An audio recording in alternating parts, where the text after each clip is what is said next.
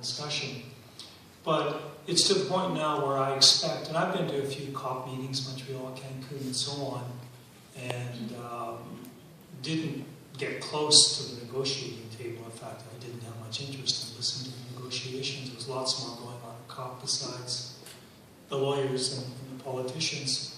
But it's to the point now where the lawyers and politicians in Paris will be informed by a very much filtered understanding of climate change. They have access to the report that I just mentioned, almost 5,000 pages of science, but the information they will receive will just be a series of bullets, probably half a page or a page of bullets. So there's an entire process by which this large body of science is synthesized and converted from a scientific report to a technical report to a summary for policymakers, which is about 10 pages.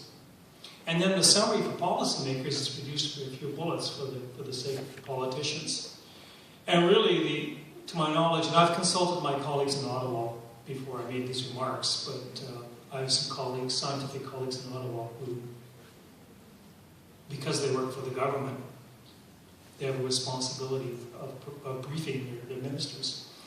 Although that hasn't happened for about the past 9 years.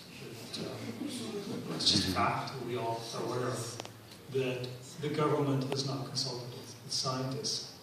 And as a result, I've been told that typically the lawyers and politicians and policy analysts will consult with NGOs and with industry and with lobby groups who in themselves tend to have a vested interest in the science, and so they act as filters as well. They pass certain scientific information on to the policymakers and choose to filter out other information.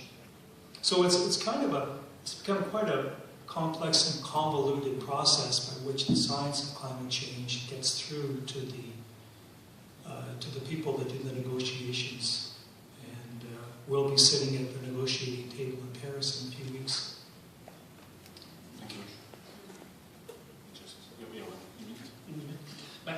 Rapidement, l'avant-dernier ministre de la Science du gouvernement un peu était un créationniste. Last person in charge that looked after science, government, he refused to answer a question that the media were acting. Do you believe that God created the world in 6 days and the rest in 7 years? He said that has nothing to do with me. So we have around this table in Uruguay, Stéphane Dion, who is in charge of the climatic changes in the United Nations. He's well known. Jean Kun is Minister of Science, who has worked in medicine and has studied that, and husband of one of the ministers that I won't mention. I won't talk about this. Works with a business who looks after new technology, who is helping to reduce green the gases emit from a greenhouse.